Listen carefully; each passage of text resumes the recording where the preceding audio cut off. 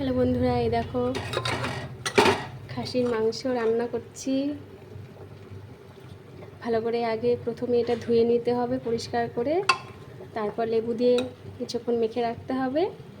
তারপরে স্বাদ মতো নুন, হলুদ, কাশ্মীরি লঙ্কার গুঁড়ো, জিরে গুঁড়ো, ধনে গুঁড়ো, এলাচ গুঁড়ো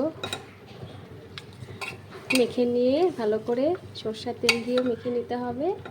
তারপরে পেঁয়াজ কুচি, আদা কুচি, টমেটো কুচি, রসুন বাটা সব কিছু দিয়ে ভালো করে কষিয়ে নিতে হবে। তারপর পরিমাণ মতন জল দিয়ে পাতলা ঝোলে কচি পাঁঠার ঝোল কি ভালো লাগবে খেতে, দারুণ হবে।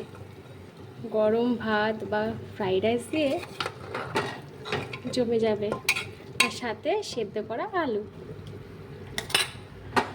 চলো বন্ধুরা, মটন কষা বা পাতলা ঝোলের কচি পাঁঠার ঝোল খেতে কি ভালো লাগবে।